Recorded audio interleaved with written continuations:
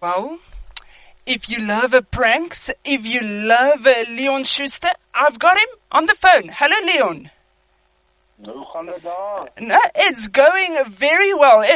Dit gaan baie goed aan hierdie kant.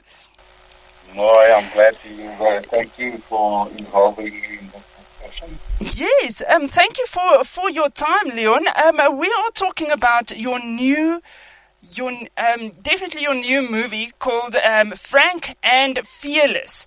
Are you excited that it's coming out on the 23rd of November? You know, there's a big difference between being excited and crapping yourself. So, at this point in time, tonight we have our Johannesburg premiere, and always before a premiere, I am extremely nervous. You never know. It's like you've been carrying a pregnant woman. It's like a pregnant woman. She's been carrying this baby for a very long time, and she just hopes that it'll come out all right, and that's all I can hope. And adding to that, all I can say is we tried our utmost. We worked very, very hard, developed a script over a long period of time, and just holding thumbs, praying that this movie will work. I will never say it's going to work because I'm not the eternal optimist. I wait for the results and then I get happy. But I won't even cut and say this is the best movie ever because I don't know. The public, not the critics, the public will tell us the real truth. Well, I've seen the trailer, and as always, I was laughing. Your movies are just one of those absolute... It tickles your funny bone. That's the main reason of my existence, basically, is to make people happy, you know.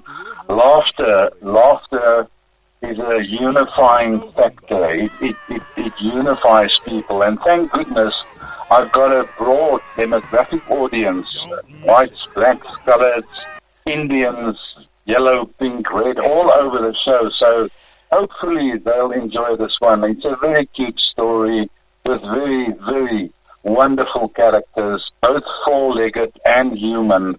And I do believe, and I pray to God, that this will be a movie that they would go to their chummies and say, go and watch this one. It's lekker entertainment. It's family entertainment.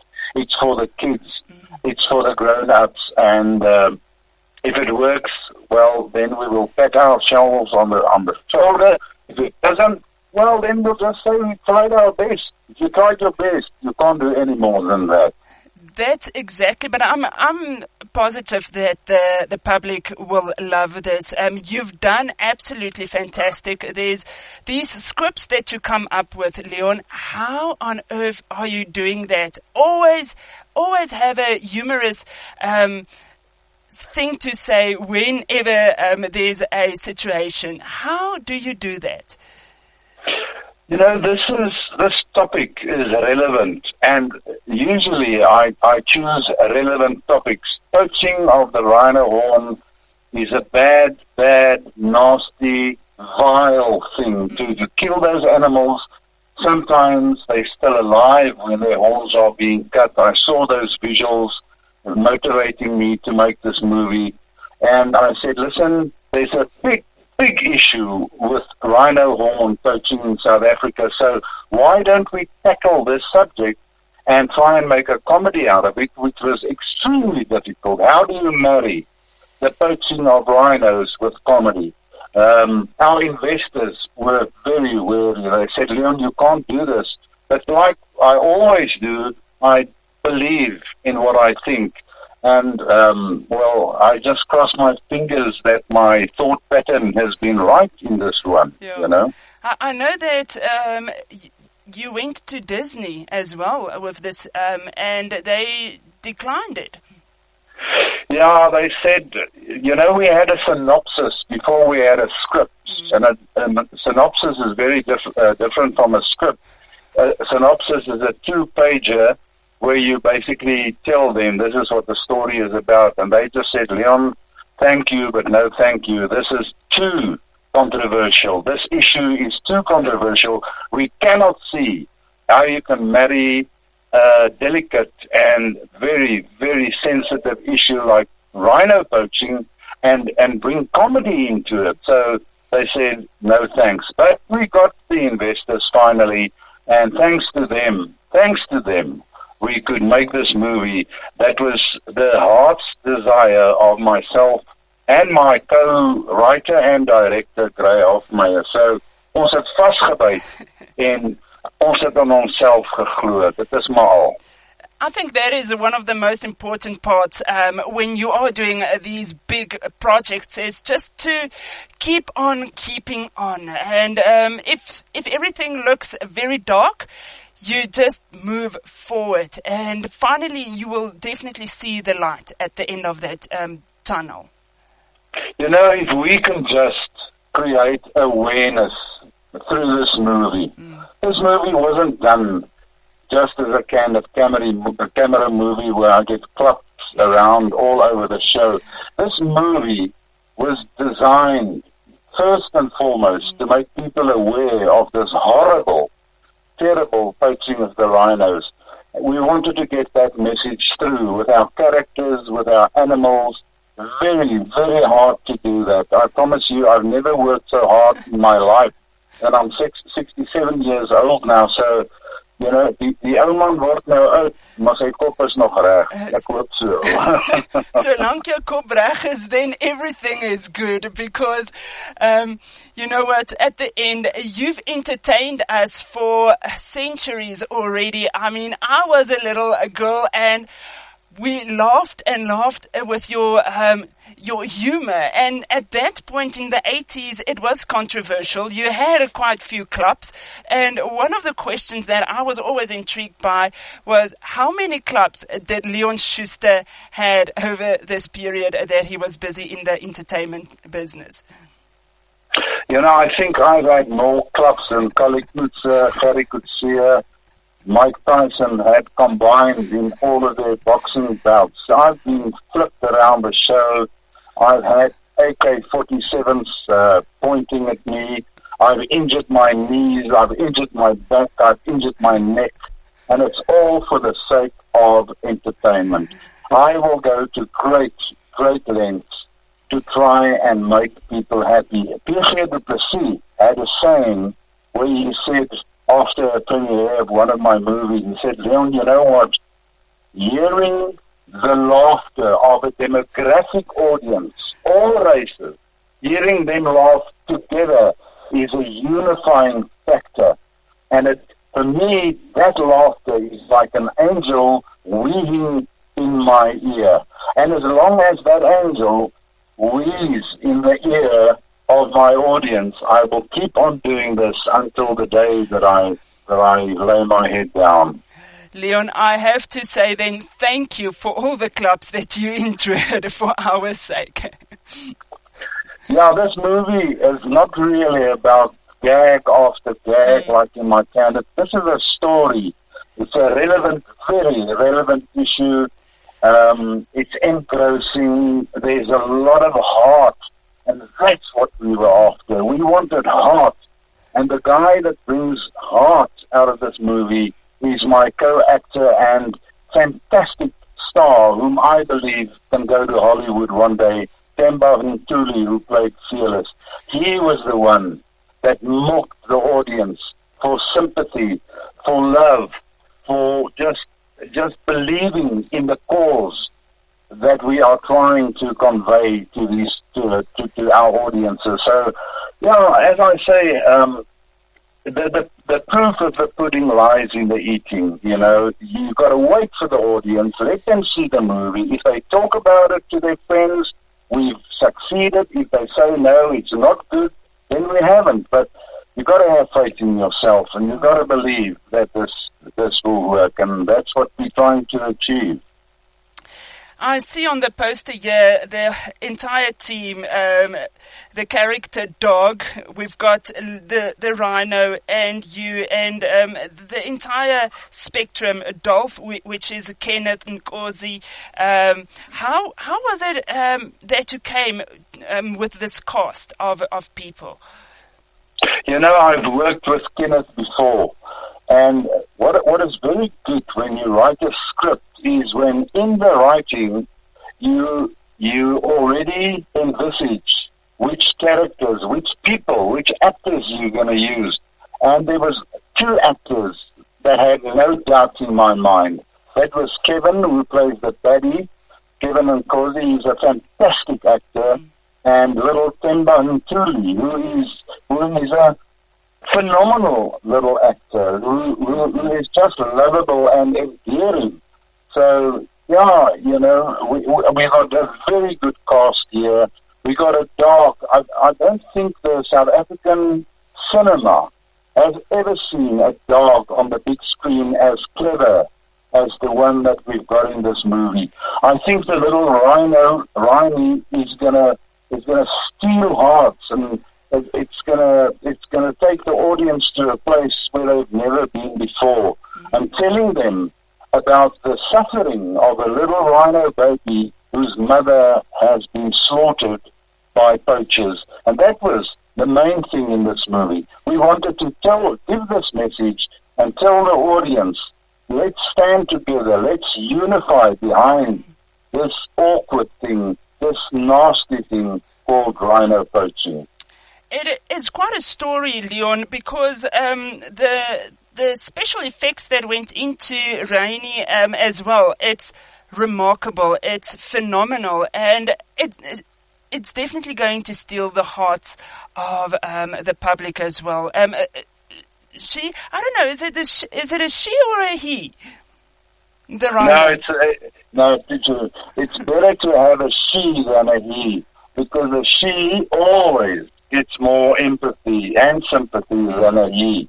You know, so she's a little she, and she's beautiful. She's fantastic throughout the movie. And, we hope that brings the kids, you know. My movies are aimed at all races, all people, as I said, but especially the kids. This one was especially targeted at the kids because I've got a huge following under young kids. I'm talking about kids between the age of 8, 10, 12. And I think they're going to be engrossed by this character and by the story and by Themba's dilemma in this whole movie. So, we tried our utmost. It's almost the same climax as we had with Home Alone. Yeah, there's a little bit of Home Alone in this movie, but that's not the overriding story. It's this, if you tell a story and you can make the audience for a tear, and then in the next scene you make them for a laugh, then maybe you can have success. And that was our goal that we had from the outset. We said, unlike any Schuster movie before, I said, I want to have a tear in the eye of my audience with this movie, besides just making them laugh with candid gag after candid gag after candid gag. And we'll see, as I said, the audience will determine whether that works. Yeah. And I pray to God that it will. No, definitely, it's going to be a success. We are just proclaiming that over this movie as well, because it's not just in this movie. There's quite a few aspects that's been dealt with, and as you said, Leon, it's the comedy, but it's more the seriousness of rhino poaching in South Africa that you want to convey as well to the audience out there. Is listen, This is a real thing. This is actually what is happening, and I can only imagine that you've taken the part of what happens to the little rhinos when their mothers and fathers will be slaughtered for just their horns. What happens with the little ones at the end? There's sadness there. There's pity and there's sadness. And you identify, because Themba, Fearless's best friend, is a little rhino whose mother has been poached. And they grow into a relationship, and they go all along, and Themba Fearless grows in character. Although his name is Fearless, he's actually a fearful little boy who is scared of his own shadow. But through this journey, this adventure that he goes with this old man called Sonny Frank, and that's me, he grows in stature, so that by the end of the movie, he's a very courageous and brave little boy, whereas in the beginning, you can see this poor boy doesn't know where to. He's lost. He's lost in his insecurity. And that's good about a script. When the characters have growth, Sonny has growth. He realizes that he's a bull duster. He tells long, tall stories. He tries to bull dust this little guy into believing in him, which he does. Yeah. And then things turn for the worst when he realizes that Frank has actually taken him for a ride just because he's got money and Frank hasn't. And that's where we get to the sympathy, and that's where we get to the emotion, the heart of the story. And as I say, it's touching. I really think in our pre-screenings, I saw women wiping tears from their eyes for this little mission that Kemba believes in, and the little Rhino that he believes in. I saw people getting very, very sad about that, and that's what we were after, is om 'n bietjie hard in die movie in te sit, because I've never done this before.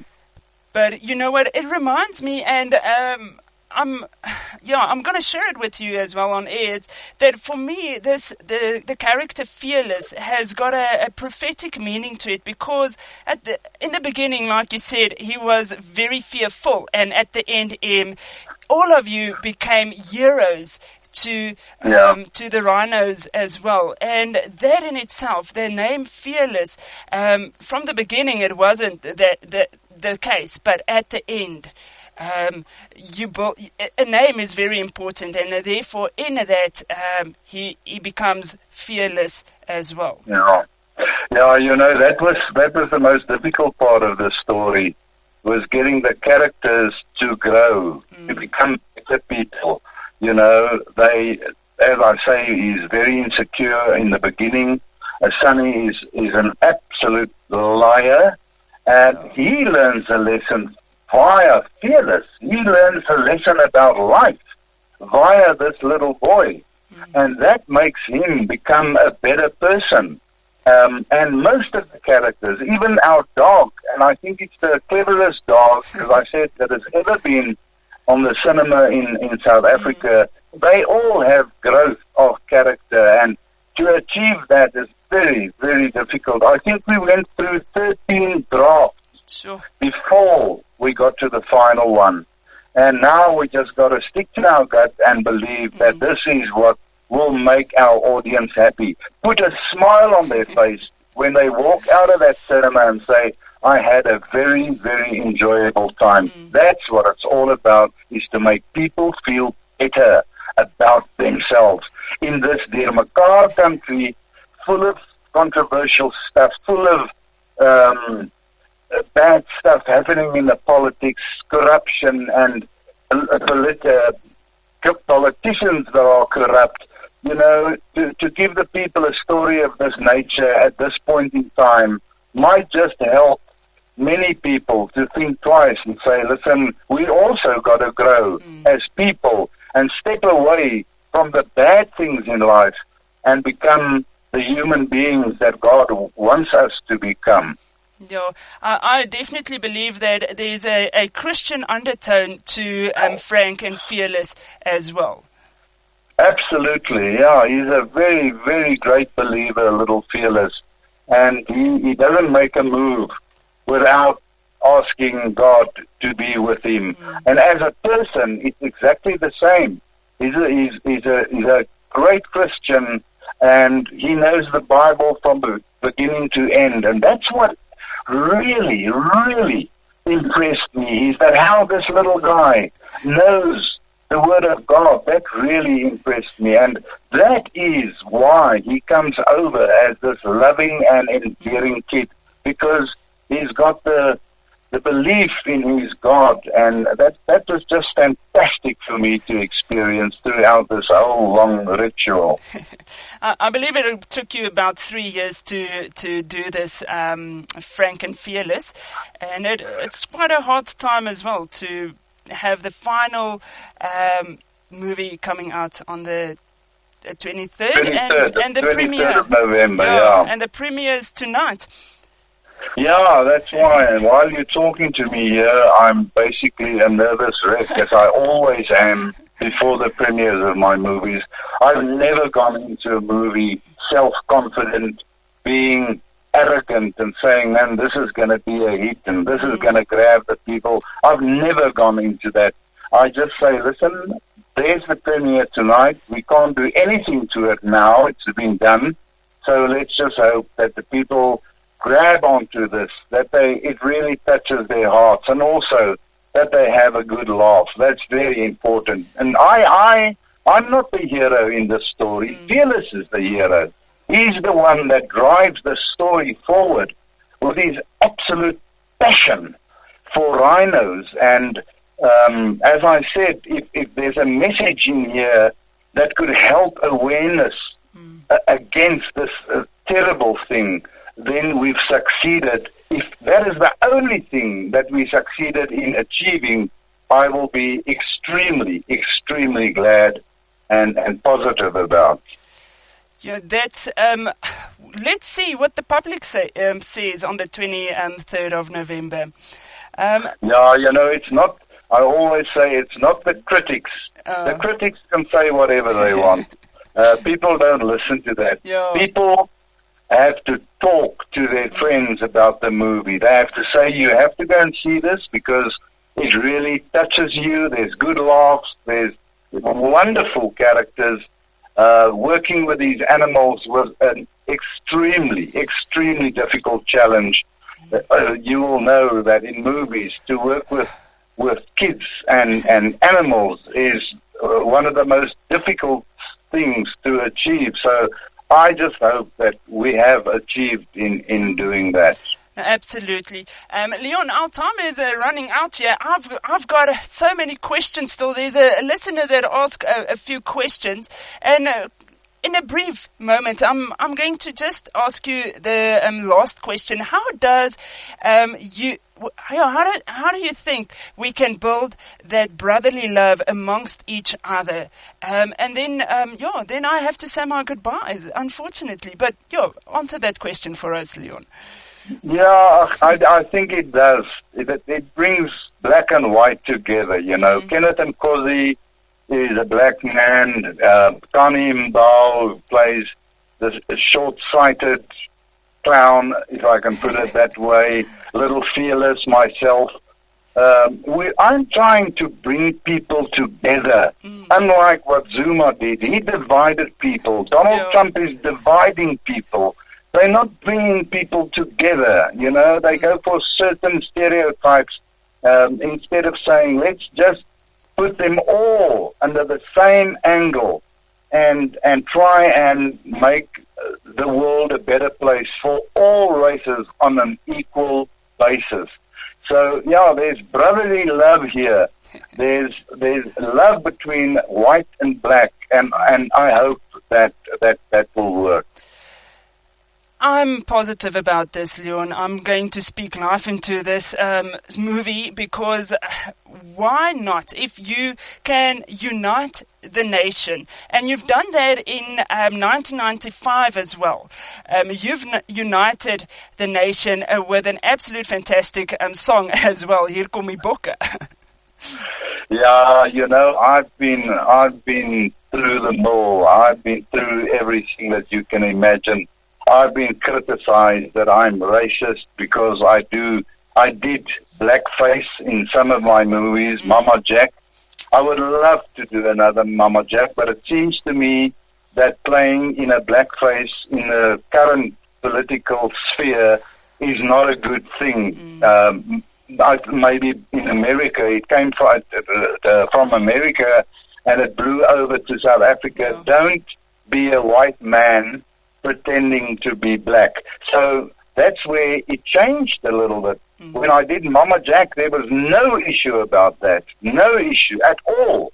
And all of a sudden, in the past few years, people have been conscious that maybe it's not such a good idea to do the blackface. But I would have loved to do another Mama Jack.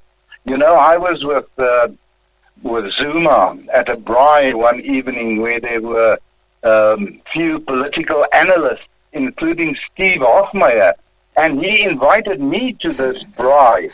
And we were standing around the fire, and he said, "Leon, you know what? I love Mama Jack." And I immediately went and stand with my back against the wall, and I said, "Mr. Zuma, don't confuse me with Mama Jack. I am Leon. I am not Mama Jack." So, you know, if a black person says that he enjoys Mama Jack, it told me that you've got a license to do it again. But the political climate has changed, for sure. So that has become a delicate issue, which I will not attempt again. I think I should steer away from that completely now. That is a very wise decision, Leon. No claps again from anyone for this time. Yeah, I know. No, you know, I don't want my epitaph on my tombstone one day to read, "Schuster couldn't take the last clap." And especially in Gauteng, you know, these people are so wary. When you stop at a filling station, you're so wary. What can happen? Yeah. Can I be hijacked? Is somebody going to come and want to kill me? That the political climate has changed completely, and Gauteng is a dangerous place to live in. So I would rather play it safe now, because I think I pulled the same gag that I pulled in Shucks on Hutfall, smearing them their windscreens with a dirty cloth, muddy cloth. I think today I'll get shocked. I promise you. One oak will get out of his car and just say, "You're going to die, bro. Tough," and I'm gone. And I don't want to be gone now, you know. Leon? I always say, I think about death a lot. Yeah. And I know that my death has to come one day. But I just don't want to be around when it happens. No, you need to still stay alive for my children as well. So, and that's a while. But thank you so much, Leon, for your time. And good luck with the premiere tonight. All the best for you. We are from 103 Hope FM and Bravery and Faith, and myself, Carlet, will definitely pray for you for tonight. I appreciate this very much, and I appreciate the fact that you've involved me in this with this interview.